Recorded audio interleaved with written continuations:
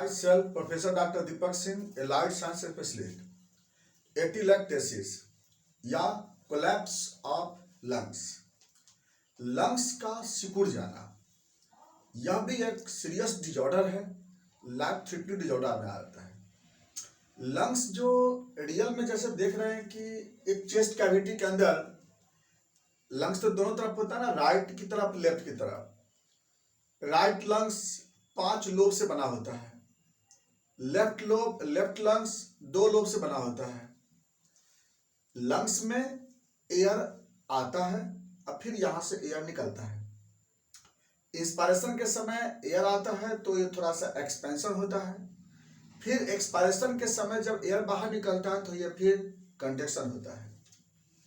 यह process respiration या breathing में होते रहता है, इंस्पायरेशन एंड एक्सपायरेशन। दोनों प्रोसेस को हम रेस्पिरेशन बोलते हैं या ब्रीदिंग बोलते हैं।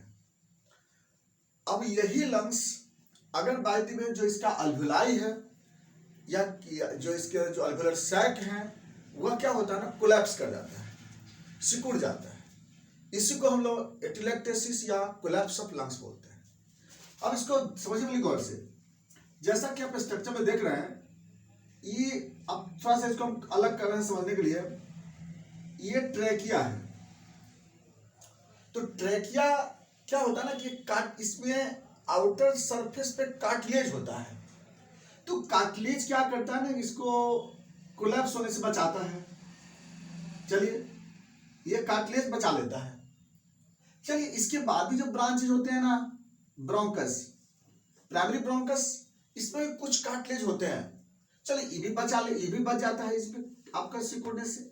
इसके बाद क्या होता है ना, सेकेंडरी ब्रोंकस, इसमें भी थोड़ा थोड़ा कार्टिलेज होता है। लेकिन अब टर्शियरी ब्रोंकस तक, इसके बाद तो क्या होता है ना, अब कार्टिलेज तो समाप्त हो जाते हैं। तो इसके बाद कहता क्या है कि इसमें जो अब इसके बाद जो एयर होगा वह एयर ही इसको क्या करता है ना, इसके शेप को मेंटेन करता है ना। अब यह एयर जो होगा ना, यह जो एयर होगा इसके अंदर, यही इसको शेप को मेंटेन करेगा। लेकिन अब इसका एयर ही अगर बाय द वे लॉस कर जाएंगे, किसका एयर, अल्वुलाई का, तो अल्वुलाई का एयर ही अगर बाय द वे यहां से निकल जाएगा तो लंग्स क्या हो जाएगा, धीरे धीरे धीरे धीरे सिकुड़ने लगेगा। इसी को बोलते हैं लोग कोलैप्स ऑफ लंग्स बोलते हैं।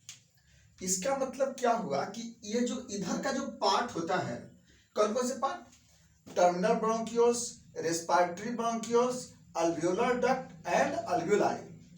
तो रेस्पिरेटरी टर्मिनल ब्रोंकियोल्स से लेकर अल्वियोलाई तक का जो शेप होता है ना, वह एयर इसको क्या करता है, एयर मेंटेन करके रखता है, जिसको हम क्या बोलते हैं ना, रेसिडुअल वॉल्यूम बोलते हैं।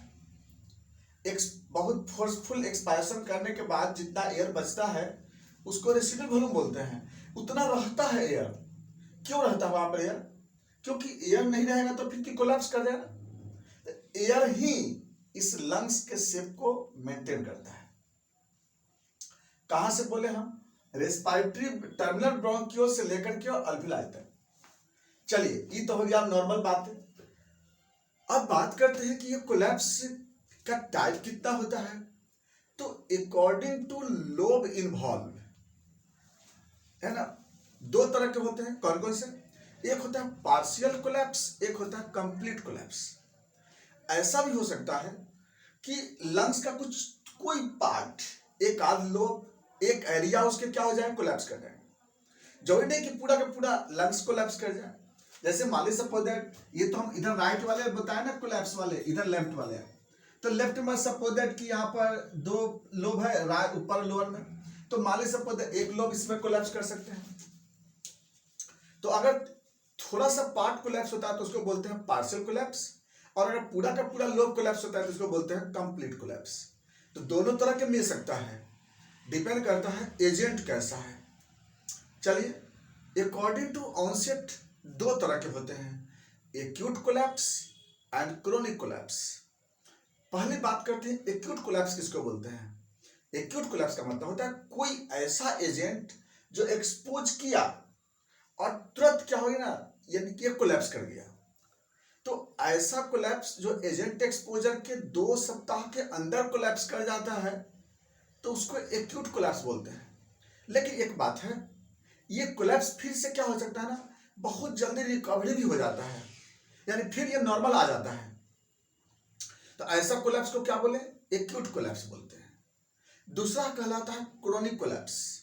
क्रोनिक कोलैप्स का मतलब होता है कि धीरे धीरे ये सिकुड़ते गया सिकुड़ते गया सिकुड़ते सिकुड़ते सिकुड़ गया, और ये जल्दी ठीक नहीं होता है। एक्यूट कोलैप्स तो होता भी जल्दी है और ठीक भी होने की चांस होती है। एजेंट का अगर बाय द वे रिमूव कर दें, एटियोलॉजी एजेंट को ठीक कर दें। लेकिन क्रोनिक कोलैप्स में क्या है, धीरे धीरे धीरे कोलैप्स करेगा और उसके बाद फिर ठीक भी नहीं होता है, तो इसको बोलते हैं कि हम लोग क्रोनिक कोलैप्स बोलते हैं। अब ये तो हो गया अकॉर्डिंग टू ऑनसेट के अनुसार से कोलैप्स का 2 टाइप। अब हम लोग बात करते हैं इसके एटियोलॉजी के अनुसार से, ये 2 तरह के होते हैं। कौन कौन से, एक होता है ऑब्स्ट्रक्टिव कोलैप्स एटिलेक्सिस, या दूसरा होता है नॉन ऑब्स्ट्रक्टिव एटिलेक्सिस। ऑब्स्ट्रक्टिव एटिलेक्टेसिस या फिर इसको बोलते हैं ऑब्स्ट्रक्टिव कोलैप्स ऑफ लंग्स। अब ऑब्स्ट्रक्टिव कोलैप्स ऑफ लंग्स का मतलब क्या हुआ, यानी इस रास्ते में कहीं ना कहीं ऑब्स्ट्रक्शन होने के कारण, पाथ में ब्लॉकेज होने के कारण इधर में एयर जाना बंद हो गया। एयर जाना जब बंद हो गया धीरे धीरे ये क्या हो जाएगा, इसका प्रेशर घट गया। जैसे साइकिल के ट्यूब में अगर हवा कम दोगे तो ट्यूब धीरे से सिकुड़ने लगेगा, उसी तरह से क्या हो गया यहाँ पे, जैसे रास्ते बंद है धीरे धीरे धीरे एयर घटते गया, घटते घटते कोलैप्स कर दिया। तो ऑब्स्ट्रक्टिव में क्या होता है कि अंदर में ऑब्स्ट्रक्शन होने का हो सकता है। अब देखो ये ऑब्स्ट्रक्शन होता क्यों है, ये भी देख लेते हैं। इसके ऑब्स्ट्रक्शन होने का सबसे पहला कारण है म्यूकस प्लग। अब म्यूकस प्लग सबसे कॉमनेस्ट होता है, मान लीजिए सपोज कि अब किसी को एक्सपेक्टोरेशन हो रहा था लेकिन बाहर निकल नहीं रहा था, तो धीरे धीरे क्या होंगे, यहाँ पर स्पुटम जमा होते होते होते होते रास्ते को ब्लॉक कर देंगे। तो इसको बोलते हैं mucus plug. Most common site होता है ना ऑब्स्ट्रक्टिव का, मोस्ट कॉमन कॉज होता है म्यूकस प्लग, जिसके कारण क्या होता है, यहाँ पर हवा बंद जाना बंद। नंबर 2, दूसरा नंबर पता है फाइब्रोसिस।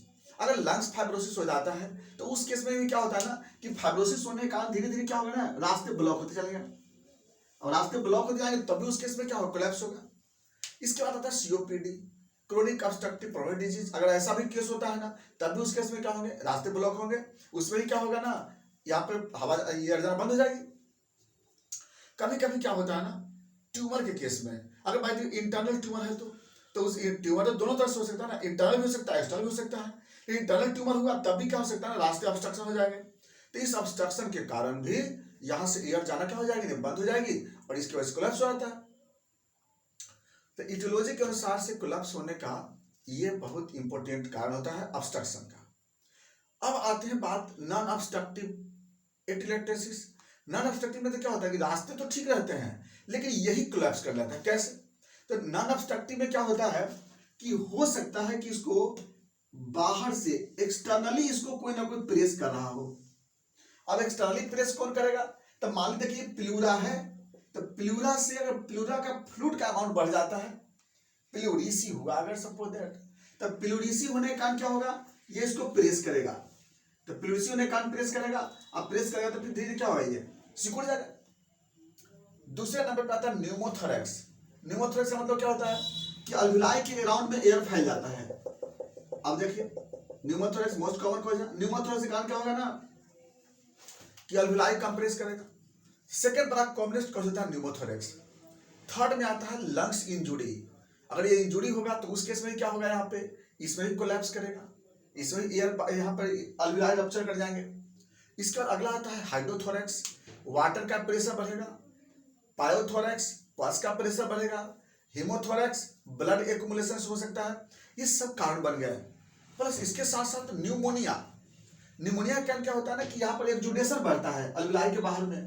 अब अल्विलाई के अराउंड में यहाँ पर प्रेशर एक्जुडेशन होता है। अब एक्जुडेटिव फ्लूइड से क्या होता है ना, कोलैप्स कर सकता है। ये जितने भी कारण देख रहे हैं सब क्या है ना, कोलैप्स होने का कारण बनते हैं। इसके बाद कुछ कारण जो होता है वह है अनेस्थीसिया।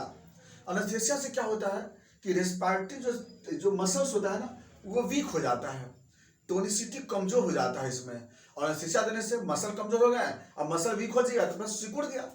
तो एनेस्थीसिया जो बहुत बड़ा कॉज होता है और भी एक्यूट कोलैप्स का, एनेस्थीसिया मोस्ट कॉमन कॉज में आता है एक्यूट कोलैप्स में। मसल उसके क्या होता है, कोलैप्स कर जाते हैं एनेस्थीसिया के कारण। मसल वीक हो गया, बस उस मसल जहां वीक हो गया कमजोर हो गया। ये था आपका एटिलेक्टेक्सिस के कारण टाइप, समझ में आ गया। अब बात करते हैं इसके सिम्टम पे, क्या सिम्टम होगा। अब लंग्स कोलैप्स कर गया, क्या होगा दिक्कत, सीवियर डिजनिया, सांस लेने में दिक्कत होगी, वीकनेस होगा, फैटिग होगी, प्लस ड्राई कफ होंगे इसमें। उसका हो सकता है कि एक्सपेक्टोरेशन अगर कॉज के अनुसार अगर होगी तो एक्सपेक्टोरेशन भी आ सकता है। Chest discomfort, chest pain, respiration rate increase, ये सब इसके क्या होते हैं ना, सिम्टम मिलते हैं। कभी कभी व्हीजिंग साउंड भी आता है इसमें, व्हीजिंग साउंड यहाँ पे होते हैं साइन। अगर हम इसको देखना चाहेंगे स्टेथोस्कोप से देखेंगे तो हमें रेस्पिरेटरी साउंड नहीं मिलेगा। कोलैप्स करेगा साउंड कैसे मिलेगा, यहाँ तो कोई एयर जाएगा ही नहीं, तो एयर जाएगा नहीं तो क्या होगा, absence of respiratory sound. Main सबसे इंपॉर्टेंट यहाँ पे डायग्नोसिस में आता है ये। नेक्स्ट आते हैं कॉम्प्लिकेशन। कॉम्प्लिकेशन में क्या होगी, रेस्पिरेटरी फेल्योर, लंग्स फेल कर जाएंगे इसमें, इसके वजह से फिर कार्डियक फेल भी होंगे, वो भी फेल कर जाएगी, और हो सकता है कि राइट वेंट्रिकल हाइपरट्रोफी हो जाएंगे। इसके कारण इंफीरियर वेना कावा का प्रेशर बढ़ेगा और बॉडी में ओडिमा देखने को मिलता है। इन्वेस्टिगेशन, एटिलेक्टेसिस का क्या कर जा सकते हैं। सबसे पहला है चेस्ट एक्सरे पीए व्यू, एक्सरे कराएंगे तो क्या मिलेगा हमें, ट्रैकिया शिफ्ट कर जाएगा। मान लीजिए सबको यहाँ पर देख रहे हैं ना, राइट तरफ अगर कोलैप्स है तो इसमें ट्रैकिया किधर शिफ्ट करेंगे, राइट की तरफ, यानी जिधर कोलैप्स हो गया उधर में ट्रैकिया क्या हो जाएगा, झुक जाएगा। अगर इधर से क्या होगा, इधर का तरफ नॉर्मल है ना, तो ट्रैकिया शिफ्ट, जिधर कोलैप्स होगा उधर में ट्रैकिया क्या हो जाएगा, शिफ्ट कर जाएगी।